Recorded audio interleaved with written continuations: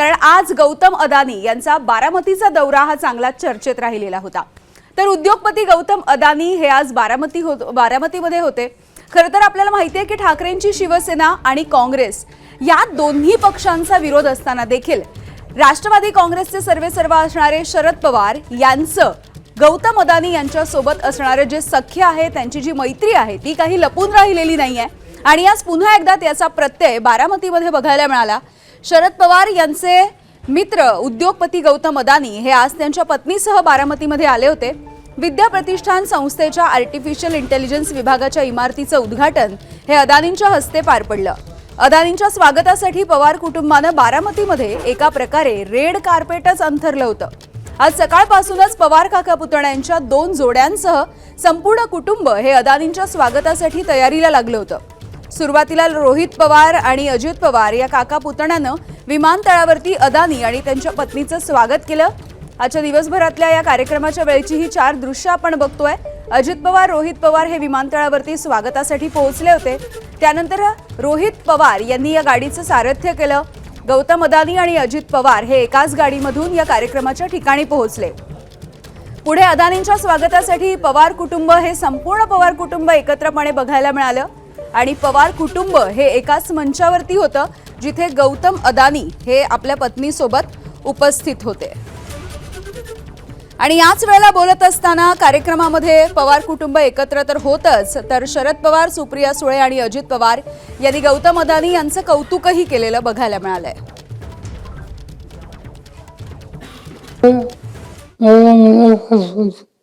आनंद आहे। गौतम अदानी देशाच्या उद्योग क्षेत्राचं एक महत्त्वाचं नाव आहे। अनेक क्षेत्रामध्ये त्यांचे योगदान आहे।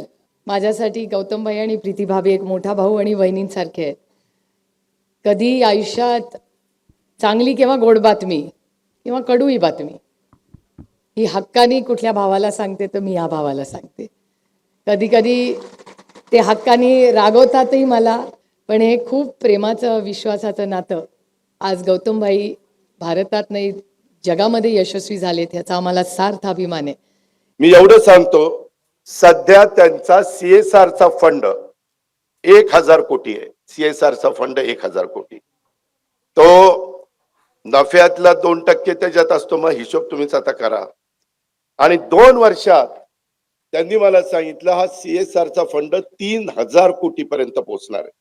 I have been blessed to have known Pawar Sahib for almost more than 3 decades.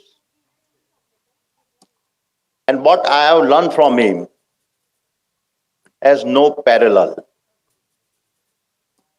But beyond knowledge, it is his wisdom, his affection, and his deep empathy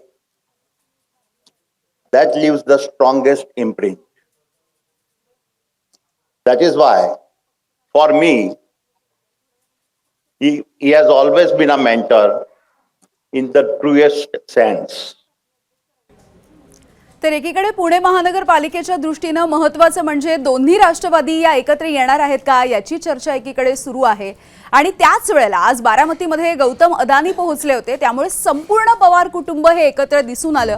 अर्थातच त्यामुळे दोन्ही पवारांच्या मनोमिलनाची चर्चा देखील आता सुरू झालेली आहे। याच कार्यक्रमामध्ये अजित पवार आणि शरद पवार हे एकमेकांसोबत चर्चा करत असताना देखील कॅमेराने टिपलेलं आहे। अदानींच्या सत्कारासाठी एक फोटो फ्रेम ही शरद पवार यांच्या हातामध्ये देण्यात आली होती, मात्र या फ्रेमचं वजन काहीसं जास्त होतं, त्यामुळे अजित पवार यांनी तात्काळ पुढे होऊन ती फ्रेम आपल्या हातामध्ये देखील धरलेली दिसली। ही काही दृश्य आपण बघतो आहोत। आणि हा कार्यक्रम संपल्याच्या नंतर सर्वजण हे शरद पवार यांचं निवासस्थान असलेल्या गोविंद बागेमध्ये स्नेहभोजनासाठी गेले होते।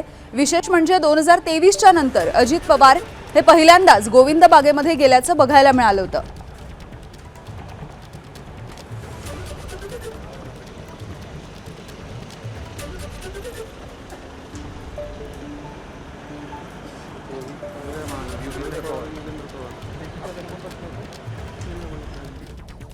अर्थातच आपल्याला माहिती आहे की गौतम अदानी आणि शरद पवार यांचं हे मित्रांचं प्रेम काही लपलेलं नाहीये. मात्र या भेटीच्या नंतर आता काँग्रेसचे प्रदेशाध्यक्ष हर्षवर्धन सपकाळ यांनी मात्र टोला लगावलाय. शरद पवार साहेबांचं जे व्यक्तिमत्व आहे ते एक सर्वसमावेशक स्वरूपाचं आहे. देशाचे जे पंतप्रधान आहे तेही शरद पवार साहेबांचं बोट धरून हे राजकारणात पुढे आले असं त्यांचंच वक्तव्य होतं. तर बोट धरून नरेंद्र मोदी गेले, पुढे गेले, तसंच पाया पडून अडाणी गेले असावेत असा त्याचा अर्थ आहे. अडाणींच्या एकंदरीत त्यांच्या कंपनीच्या कार्यपद्धती ज्या आहेत या पर्यावरणाच्या, लोकशाहीच्या नीतिमूल्यांच्या विरोधात आहे आणि या देशाला पुंजीपती जे अनेक वेगवेगळ्या समस्येमध्ये या देशाला ढकलत आहे त्यामधले अग्रणी नाव हे अडाणींचं आहे. तर दिवसभरामध्ये बारामतीत नेमकं काय घडलंय हे आपण जाणून घेतलेलं आहे. काही बोलकी दृश्य देखील आपण बघितलेली आहेत. या संदर्भातलं विश्लेषण जाणून घेऊयात. आपल्यासोबत संदीप रामदासी सर आहेत. सर, ही दृश्य बघितल्याच्या नंतर खरं तर अनेकांना कौतुक वाटतंय, आश्चर्य वाटतंय. नेमका काय अर्थ काढायचा या दृश्यांमधून? यामिनी, महाराष्ट्राचं राजकारण हे जर का पवार कुटुंबासमोर भोवती फिरतंय असं जर का आपण गेली अनेक वर्ष म्हणत असू, तर आजचा दिवस आपण काय पाहिलं तर पवार कुटुंब हे गौतम अदानींच्या भोवती फिरताना आपण पाहिलं, जे आपल्या या ग्राफिक्समध्ये पण फार चांगल्या पद्धतीनं तो मेसेज मांडलेला आहे. तर म्हणजे त्याची सुरुवात होती की ज्या क्षणी गौतम अदानींचं विमान लँड झालं, त्यांना घ्यायला कोण गेलं होतं? अजितदादा गेले होते. गाडीचं सारथ्य कोणी केलं? रोहित पवारांनी केलं. तिथनं त्यांच्या स्वागताला जेव्हा ते इथं पोहोचले, या नवीन जे आर्टिफिशियल इंटेलिजन्स सेंटर जे सुरू केलं आहे तिथे, तर तिथं त्यांचं स्वागत सपत्नीक केलं ते युगेंद्र पवारांनी. आतमध्ये त्यांच्या स्वागताला आल्या होत्या स्वतः सुप्रिया सुळे खासदार. त्यांनी पुन्हा अगदी घरच्यासारखी सर्वांची, गौतम भाईंची ओळख करून दिली. तिथनं ज्या क्षणी गौतम अदानींचं लक्ष शरद पवार थांबले, त्याच्याकडे गेलं, हे तात्काळ सगळं मागं सोडून हे लगेच त्यांच्याकडे धावले. तिथं जे ती काय कोनशिला किंवा त्याचं जे काही उद्घाटन होणार होतं, रिबिन कापणार होते, ते ओपन करणार होते, तिथं शरद पवारांचं लक्ष त्या कार्यक्रमाकडे कमी आणि अजून कुणाला म्हणजे प्रभूंना त्यांनी बोलावून घेतलं फोटोमध्ये किंवा त्या कार्यक्रमाच्या मुख्य सोहळ्यामध्ये असावेत म्हणून. विद्याप्रतिष्ठानचे जे उपाध्यक्ष आहेत, त्यानंतर प्रताप पवारांना त्यांनी आग्रहानं पुन्हा तिथं बोलावून घेतलं. तर त्यामुळं तुला त्या पूर्ण कार्यक्रमात जर का तू पाहिलंस किंवा आपण एबीपी माझामध्ये दाखवत आहोत, तर most of the time Sharad Pawar हे जातीनं सगळ्यांकडे लक्ष देत होते आणि लोकांना तिथं व्यवस्थित कोण आहे की नाही वगैरे ते बघत होते.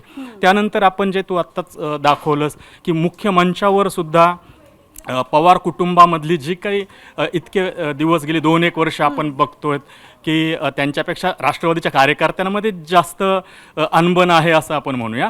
पण तरी जो काही थोडाफार विसंवाद बारामतीमध्ये आपल्याला गेले 1-2 वर्ष पाहायला मिळत होता, तो कुठंतरी अदानींच्या निमित्तानं कमी होताना आपल्याला पाहायला मिळालं. 2 वर्षानंतर तब्बल जवळपास निदान आपल्या पूर्ण माध्यमांच्या समोर तरी हे आलेलं नव्हतं की 2 वर्षानंतर आज अजितदादा हे गोविंद बागेत गेले, 50 मिनिट तिथं होते अदानींसोबतच्या स्नेहभोजनामध्ये. त्याच्यानंतर सुनेत्रा पवार होत्या खासदार. अजितदादांचा भाषणाचा तू रोख पाहिलास तर त्याच्यातही त्यांनी ज्या पद्धतीनं 2 खासदार आणि रोहित पवारांची ओळख करून दिली, तर हे एक अगदी फील गुड वातावरण तिथं निदान आजच्या दिवसापुरतं तरी दिसलं. आता ह्याच्यातनं अनेक अर्थ काढले जात आहेत. नगर परिषदाच्या निवडणुका असतील, आता महानगरपालिकांचं पुणे पिंपरी चिंचवडमध्ये दोन्ही राष्ट्रवादींचं एकत्र येण्यावरून ज्या पद्धतीच्या बैठका, गुप्त बैठका वगैरे होताना आपण ज्या बातम्या बघतो आहोत, तर त्यामुळं कुठंतरी ही नांदी आहे का पुन्हा एकदा 2 राष्ट्रवादी एकत्र येण्यासाठी?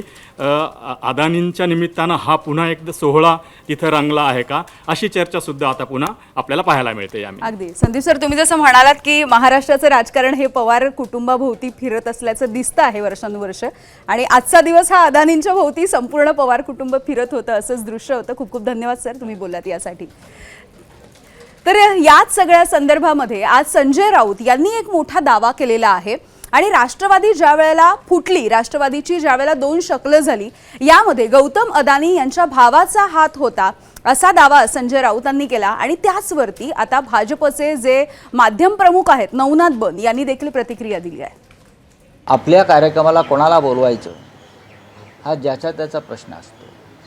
त्यांनी गौतम अडाणींना बोलवलं असेल आणि त्यासाठी पवारांचं अख्खं कुटुंब, ज्यांनी पक्ष फोडला तर अजित पवारसुद्धा उपस्थित असतील, तर तो त्यांचा व्यक्तिगत प्रश्न आहे. पवारांचा पक्ष फोडण्यामध्ये गौतम अडाणींच्या भावाचा सहभाग होता अशी माझी तेव्हा माहिती होती. अजित पवारांना पक्षातून फोडण्यात अडाणी होते अशी तेव्हा मी माहिती ऐकली आणि वाचली आहे. आता खरं खोटं ते सांगतील. मुंबई अदानी आणि अंबानीच्या घशामध्ये घातली जाते अशा पद्धतीचा आरोप संजय राऊत एका बाजूला करतायत आणि दुसऱ्या बाजूला त्याच उद्योगपतींच्या घरी लग्नामध्ये जाऊन आपल्याच कुटुंबातील लोक डान्स करतात. याचा विचार संजय राऊत आपण केला पाहिजे. आज देखील अदानींचं स्वागत करण्यासाठी शरद पवार साहेब स्टेजवर आलेले आहेत आणि त्यांचं स्वागत करतायत.